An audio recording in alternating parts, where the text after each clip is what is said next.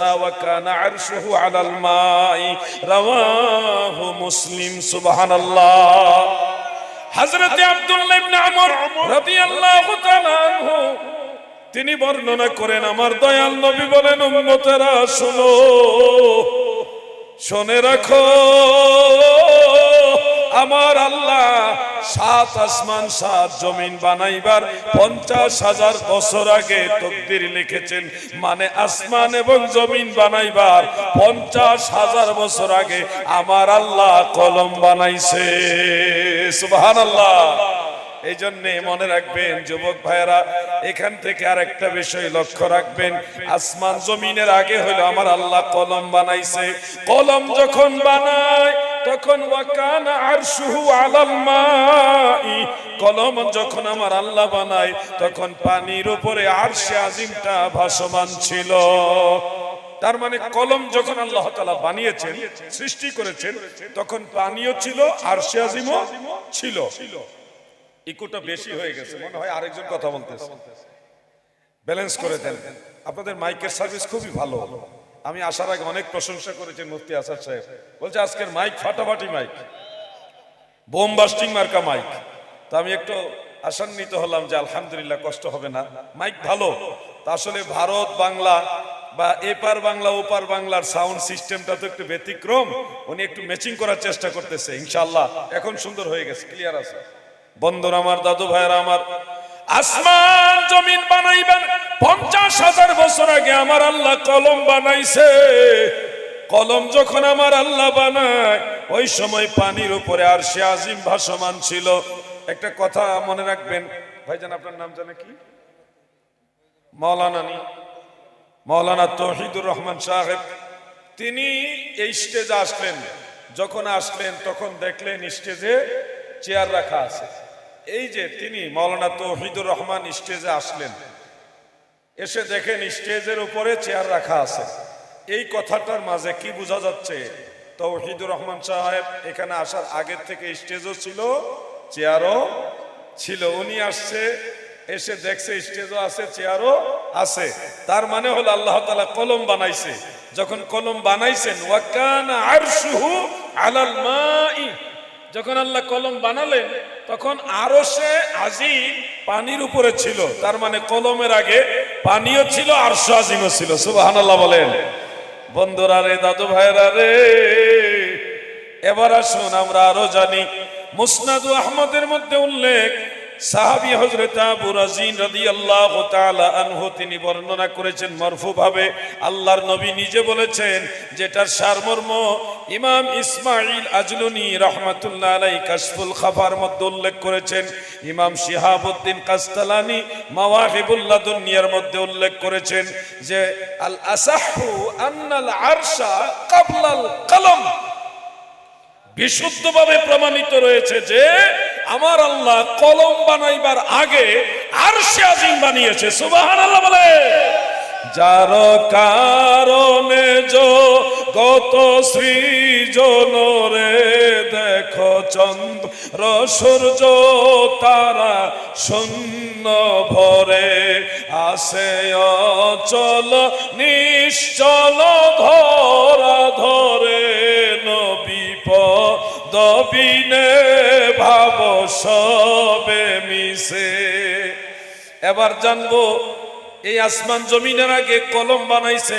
কলমের আগে আরশে আজিম বানাইছে আরশের আগে কি বানাইছে আরশে আজিমের আগে কি বানাইছেন আল্লাহ সেটা জানার আগে আপনারা আরেকটা হাদিস শরীফ নজর করবেন এটা উল্লেখ আছে ইমাম আবু জাফর ইবনে জারির আত-তাবারি রাহমাতুল্লাহ আলাইহির তারিখে তাবারির মধ্যে সনদ সহি হযরত আব্দুল্লাহ ইবনে আব্বাস এবং হযরত আব্দুল্লাহ ইবনে মাসউদ দুইজন সাহাবী এটা বর্ণনা করেছেন বিশুদ্ধ সনদে সেখানে উল্লেখ আল্লাহ তাআলা আরশে আজিমের পূর্বে পানি সৃষ্টি করেছেন সুবহানাল্লাহ আরশের আগে কি সৃষ্টি করেছেন পানি যেমন ধরেন স্টেজের উপরে চেয়ার রাখা হলো বা রাখা ছিল এই কথাটা যদি হয় তাহলে স্টেজ আগে না চেয়ার আগে হবে জোরে বলেন স্টেজ যদি আগে না হয় তাহলে চেয়ার রাখবে কোথায় অতএব এখানে বোঝা যায় ওয়াকানা আরশুহু আলাল মাই পানির উপরে আরশে আজিম ছিল।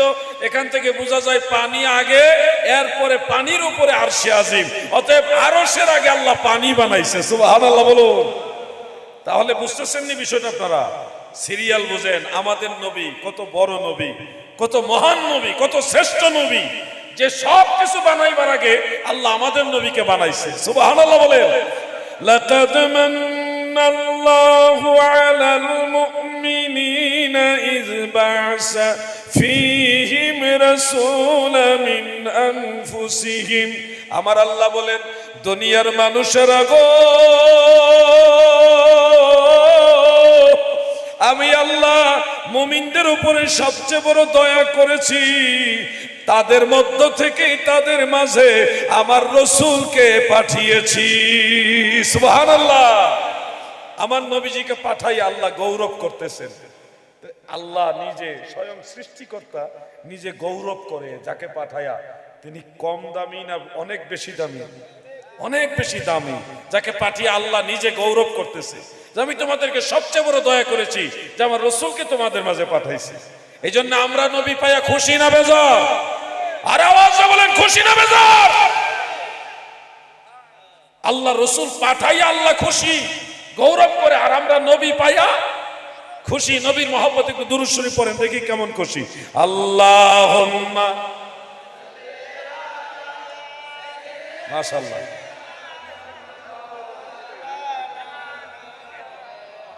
ওয়া আলা আলি।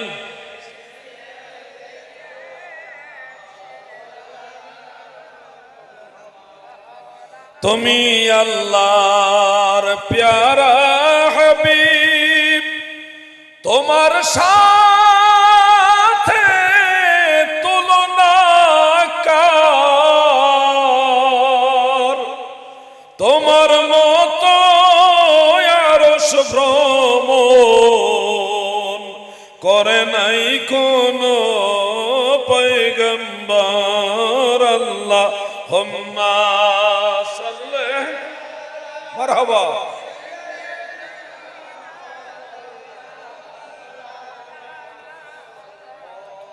ওয়া আলা আলি সাইয়্যিদিনা।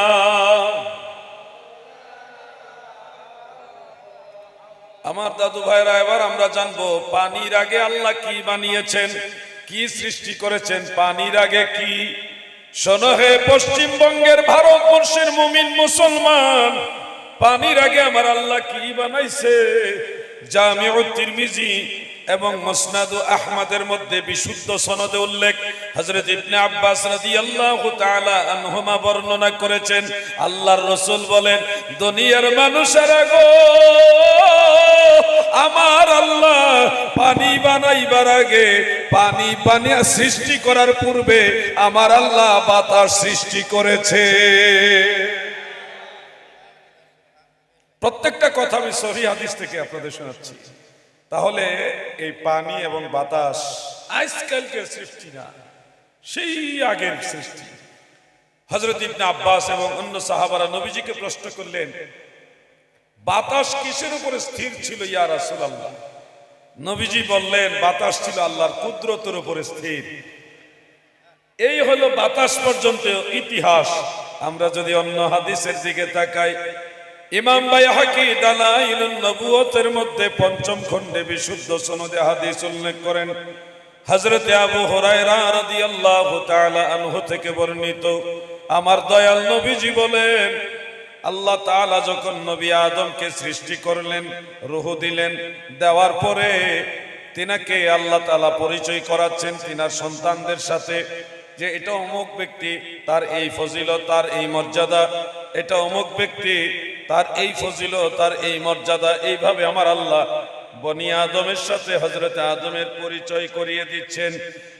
এক পর্যায়ে হযরত আদম বলেন, ফারানি নূরান সাতিআন ফি আসফালিহিম। আল্লাহর রাসূল বলেন, হযরত আদম আমাকে নূর হিসেবে, অতি উজ্জ্বল নূর হিসেবে সবার মাঝে দেখতে পেল। দেখার সাথে সাথে প্রশ্ন করলো, ইয়া রাব্বি মান হাযা? আল্লাহ, এই নূর কে গো আল্লাহ? আমার আল্লাহ পাল্টা জবাবে বলে, হাজা ইবনুকা আহমদ, তোমার সন্তান তার নাম হলো আহমদ। মুহাম্মদ মুস্তাফা, আহমদ মুজতবা, এই দুইটা নাম হলো আমার দয়াল নবীর জাতি নাম। আল্লাহ পরিচয় করালো এই নূর, এই অতি উজ্জ্বল নূর হলো, এই অতি উজ্জ্বল নূর হলো তোমারই সন্তান, তার নাম হবে আহমদ। এই জন্য একজন শায়ের বলেন, নূরে মুজাসসাম লাও লাখো সালাম, তোমার প্রেমে পড়ি মোরা মিলাদে কিয়াম, তোমার নূরে সৃজন হলো দুনিয়া তামাম। তুমি হলে কাবার কাবা, তুমি হলে নবী আকরাম, নূরে মুজাসসাম লাও লাখো সালাম, তোমার প্রেমে পড়ি মোরা মিলাদে কিয়াম। সুবহানাল্লাহ। আল্লাহর রাসূলকে আমার আল্লাহ পরিচয় করায়া দিলেন, হে আদম শোনো, হাজা ইবনুকা আহমদ, সে তোমারই সন্তান হবে, নাম হবে আহমদ।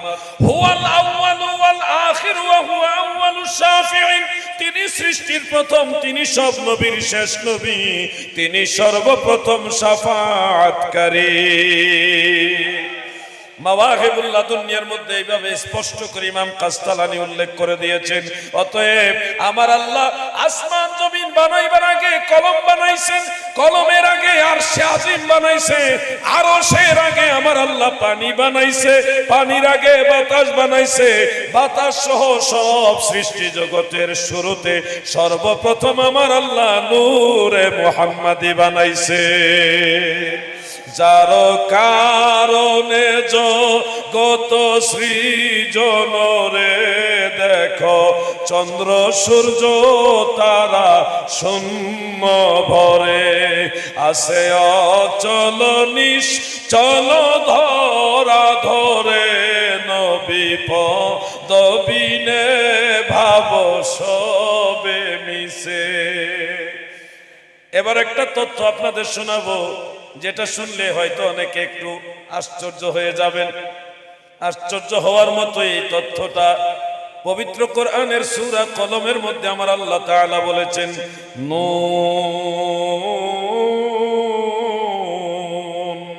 ওয়াল কলমি ওয়া মা ইয়াসতুরুন। আমার আল্লাহ নুন হরফে মুকাত্তাআত। কোন কোন মুফাসসির বলেছেন, জান্নাতে মানুষরা যখন যাবে, জান্নাতি বান্দারা যখন যাবে, নুন নামক একটা মাছের কলিজা ভুনা করে আমার আল্লাহ জান্নাতি বান্দাদেরকে মেহমানদারি করবে।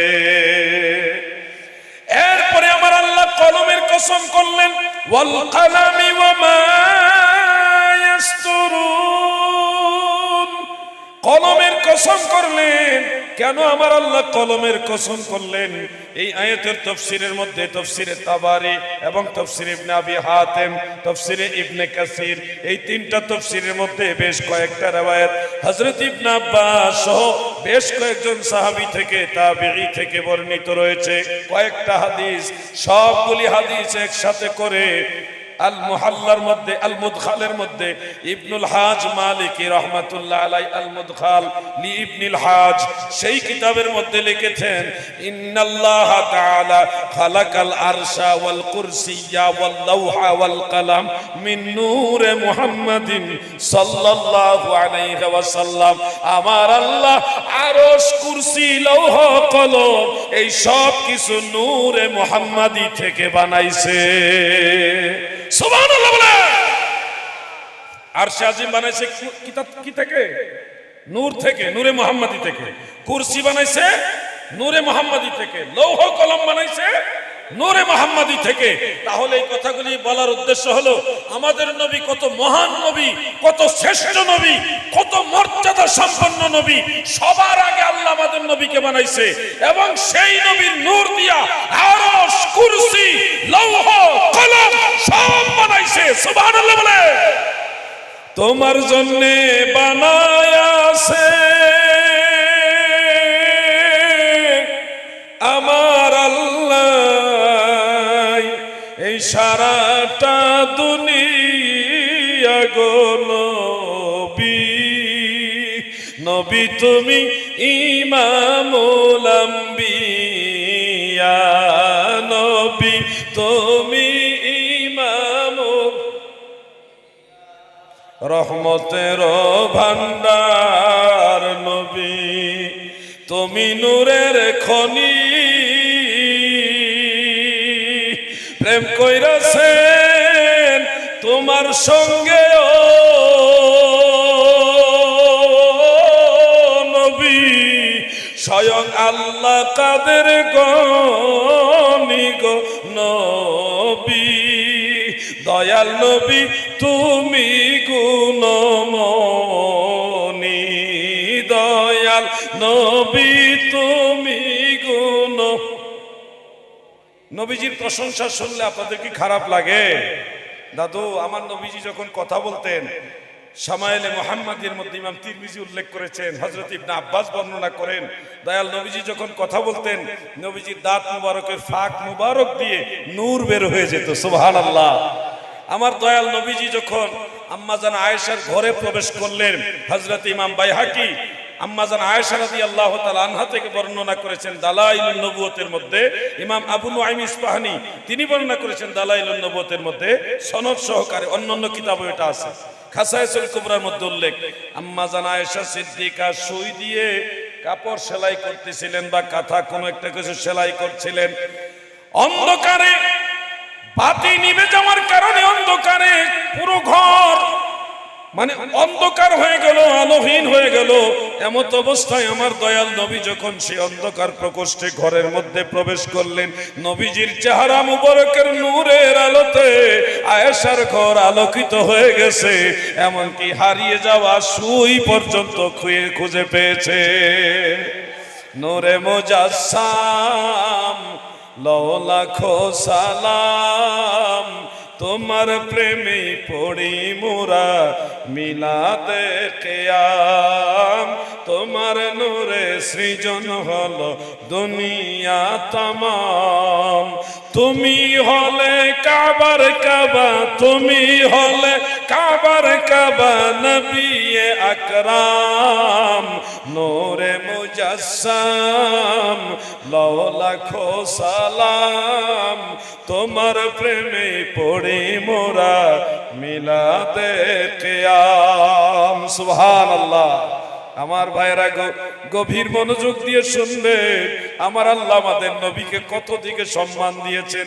মাদারুজুন নবুয়ত কিতাবের মধ্যে শায়েখ আব্দুল হক মুহাদ্দিস দেহলভী রাহমাতুল্লাহ আলাইহি উল্লেখ করেন, একজন সাহাবী সারাদিন দয়াল নবীজির সাথে ছিলেন, নবীজির কাছে বসে থাকলে আর চলে যেতে মন চায় না, সারাদিন দয়াল নবীজির সোহবতে ছিলেন। সেই যোহর আসর মাগরিব এশা সম্পূর্ণ নামাজ, 5 ওয়াক্ত নামাজ কমপ্লিট করেও নবীজির কাছে বসে আছেন। এক পর্যায়ে নবীজি বললেন, হে আমার সাহাবী, তুমি বাড়িতে যাও।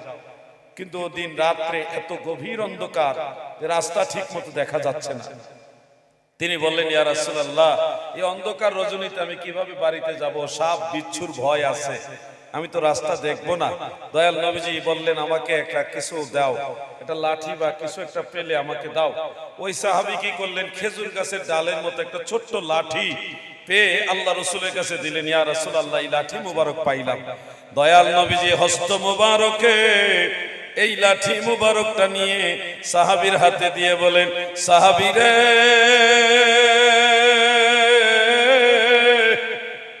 এই লাঠিটা সম্মুখ ভাগে ধরো। ওই সাহাবী এইভাবে সম্মুখ ভাগে ধরলেন। আল্লাহর রাসূলের নির্দেশে ধরার সাথে সাথে টর্চ লাইট ধরলে যেমন আলো বের হয়, ওই লাঠি থেকে আলো বের হচ্ছে, নূর বের হয়ে ওই আলো রাস্তা দেখাইতে দেখাইতে দয়াল নবীর ওই সাহাবীকে ওনার বাড়ি পর্যন্ত নিয়ে গেছে।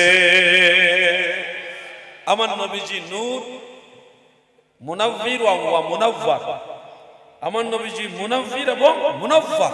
আমার দয়াল নবীজি নূর, মুনাব্বির, মুনাওয়ার। আমার দয়াল নবীজিকে আল্লাহ নিজে বলেছেন, নূর।